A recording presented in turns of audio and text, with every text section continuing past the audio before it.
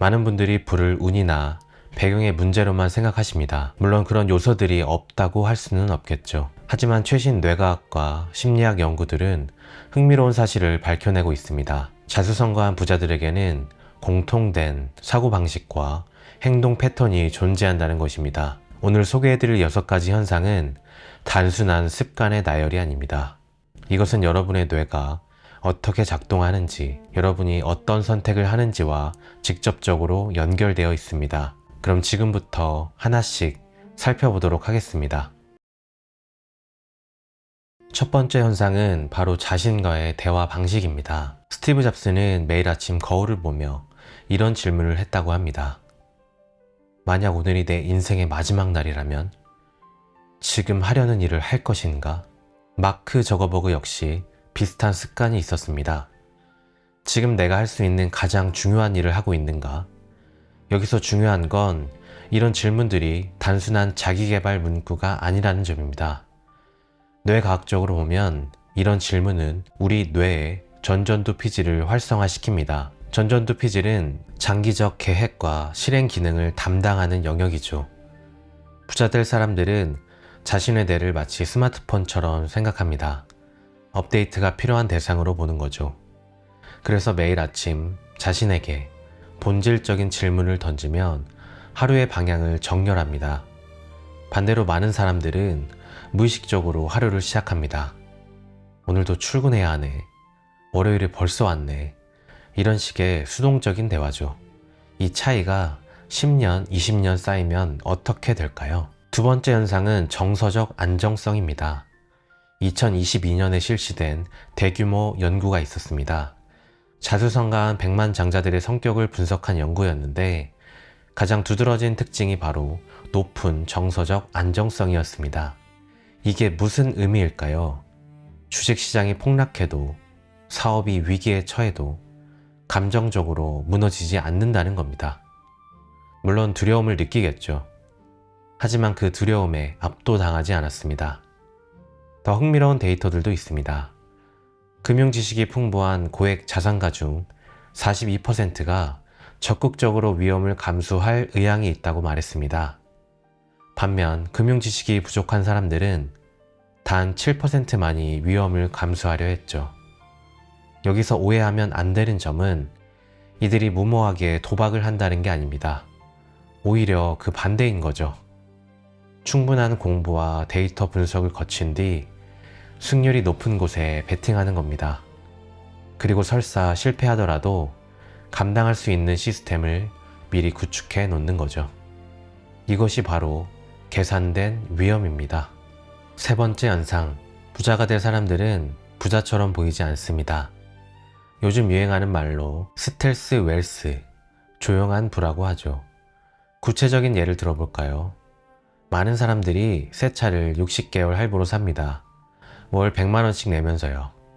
반면 부자가 될 사람은 5에서 10년 된 신뢰할 수 있는 중고차를 탑니다. 5년 뒤를 비교해 보겠습니다.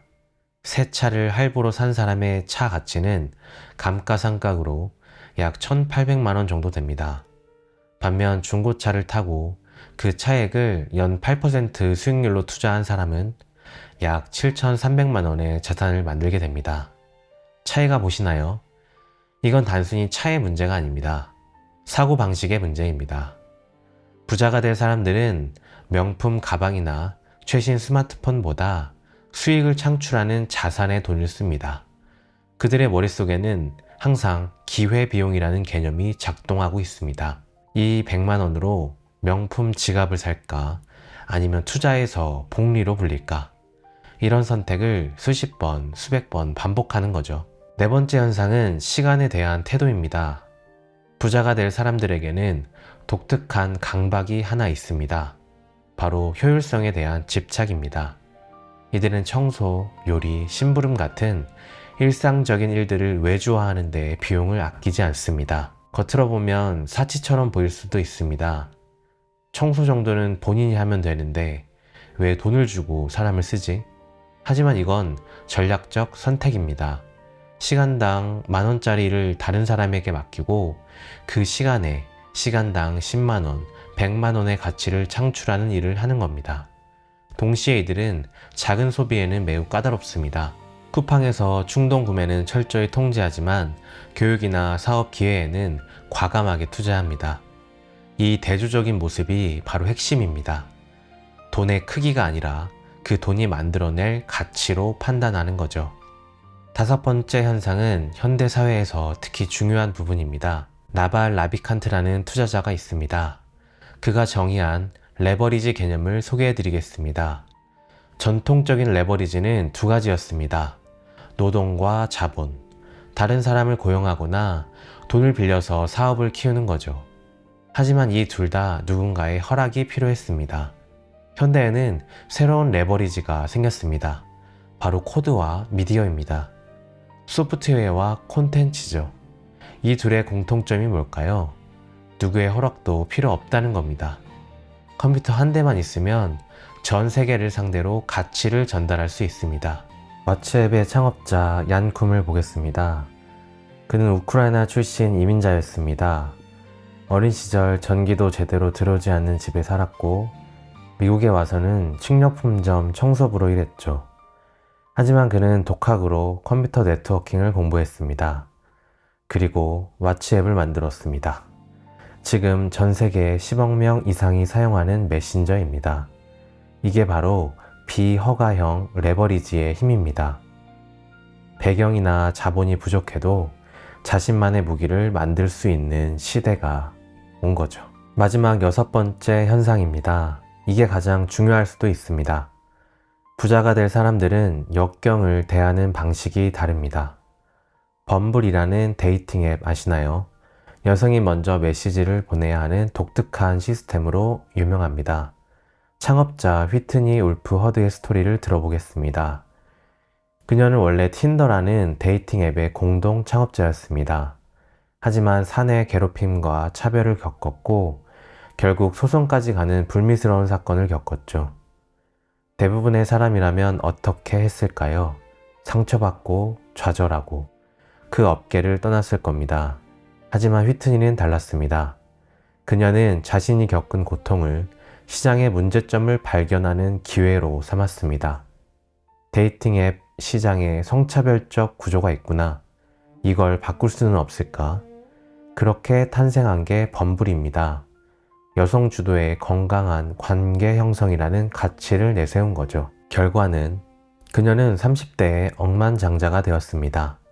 아디다스의 창업자도 비슷합니다. 아돌프 다슬러는 어머니의 세탁실에서 사업을 시작했습니다. 당시 수많은 신발 회사들이 있었죠. 하지만 그는 끊임없이 운동선수들을 만나 피드백을 받았습니다. 불편한 점이 뭔가요? 어떻게 개선하면 좋을까요? 이 질문을 반복하며 제품을 개선했고 결국 글로벌 브랜드가 되었습니다. 핵심은 이겁니다. 실패나 역경을 단순한 좌절로 보지 않는다는 것. 오히려 그것을 문제 해결의 영감으로 새로운 비즈니스 모델의 씨앗으로 전환한다는 겁니다. 지금까지 부자가 된 사람들에게 나타나는 6가지 현상을 살펴봤습니다. 정리해 보겠습니다. 첫째, 스스로에게 본질적인 질문을 던집니다. 둘째, 감정적으로 안정되어 있고 계산된 위험을 감수합니다. 셋째, 겉으로 드러내지 않고 자산에 집중합니다. 넷째, 시간의 가치를 이해하고 효율성을 추구합니다. 다섯째, 혼자서도 확장 가능한 레버리지를 구축합니다. 여섯째, 역경을 혁신의 기회로 전환합니다. 이 중에서 지금 당장 실천할 수 있는 게 있을까요? 있습니다. 바로 첫 번째, 스스로에게 던지는 질문을 바꾸는 겁니다. 거울을 보며 이렇게 물어보세요. 오늘 내가 할 수 있는 가장 중요한 일은 무엇인가? 이 선택이 5년 후의 나를 어떻게 바꿀 것인가? 이 작은 변화가 여러분의 뇌를 조금씩 재구성하기 시작할 겁니다. 불은 하루아침에 만들어지지 않습니다. 하지만 불을 만드는 사고방식은 지금 이 순간부터 시작할 수 있습니다. 오늘 영상이 도움이 되셨다면 좋아요와 구독 부탁드립니다. 여러분의 부의 여정을 응원합니다. 감사합니다.